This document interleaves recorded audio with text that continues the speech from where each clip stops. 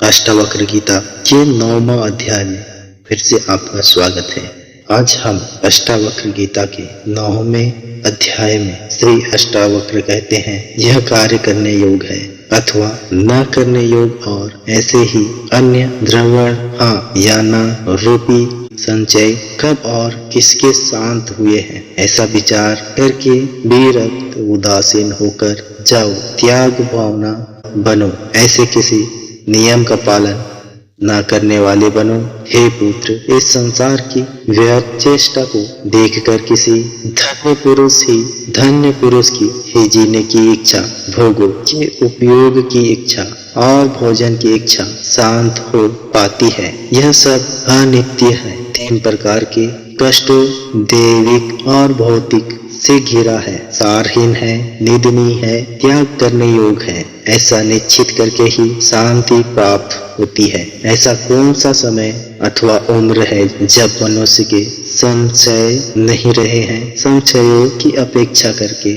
अनायास सिद्धि को प्राप्त करो। महर्षियों, साधुओं और योगियों के विभिन्न मतों को देखकर कौन मनुष्य वैराग्यवान होकर शांत नहीं हो जाएगा। चैतन्य का साक्षात ज्ञान प्राप्त करके कौन वैराग्य और समता से युक्त कौन गुरु जन्म और मृत्यु के बंधन से तार नहीं देगा। तत्व के विकार को वास्तव में उनकी मात्रा के परिवर्तन के रूप में देखो। ऐसा देखते ही उसी क्षण तुम बंधन से मुक्त होकर अपने स्वरूप में स्थित हो जाओगे।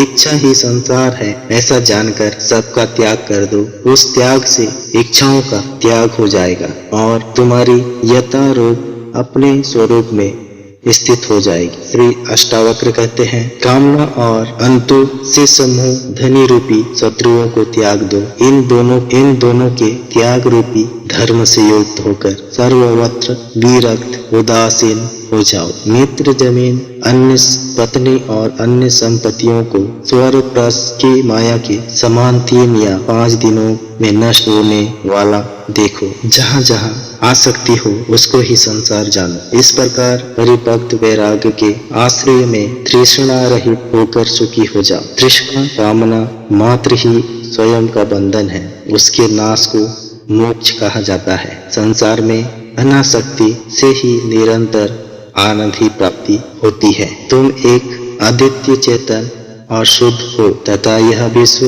अचेतन और असत्य है। तुम में अज्ञान का लेस मात्र भी नहीं है और जानने की इच्छा भी नहीं है। पूर्व जन्मों में बहुत बार तुम्हारे राज्य, पुत्र, स्त्री, शरीर और सुखों का तुम्हारी आसक्ति होने पर भी नाश हो चुका है। पर्याप्त धन, इच्छाओं और शुभ कर्मों द्वारा भी इस संसार रूपी माया से मन को शांत नहीं मिली। कितने जन्मों में शरीर, मन और वाणी से दुख के कारण कर्मों को तुमने नहीं किया। अब उनसे उपरक्त विरक्त हो जाओ। श्री जनक कहते हैं, पहले मैं शारीरिक कर्मों से निरपेक्ष उदासीन हुआ, फिर वाणी से निरपेक्ष उदासीन हुआ, अब चिंता से निरपेक्ष उदासीन होकर अपने स्वरूप में स्थित हूँ। शब्द आदि विषयों में आसक्ति रहित होकर और आत्मा की दृष्टि का विषय न होने के कारण मैं निर्मल, निश्चल और एकाग्र हृदय से अपने स्वरूप में स्थित हूँ। अभ्यास, असत्य ज्ञान आदि असामान्य स्थितियों और समाधि को एक नियम के समान देखते हुए मैं अपने स्वरूप में स्थित हूँ। हे ब्रह्मा को जानने वाले, त्याजे छोड़ने योग और संग्रहणी से दूर होकर और दुख सुख के अभाव में मैं अपने स्वरूप में स्थित हूँ। आश्रम, अनाश्रम, ध्यान और मन द्वारा स्वीकृत और नियमों को देखकर मैं अपने स्वरूप में स्थित हूँ। कर्मों के अनुष्ठान रूपी अज्ञान से निर्विक्त होकर और तत्व को समयक रूप से जानकर मैं अपने स्वरूप में स्थित हूँ। अचित्य के संबंध में विचार करते हुए भी विचार पर ही चिंतित किया जाता है। अंत उस विचार का भी परित्याग करके मैं अपने स्वरूप में स्थित हूँ। जो इस प्रकार से आचरण करता है वह कृत्यात मुक्त हो जाता है। जिसका इस प्रकार का स्वभाव है वह कृत्यात मुक्त हो जाता है। श्री जनक कहते हैं,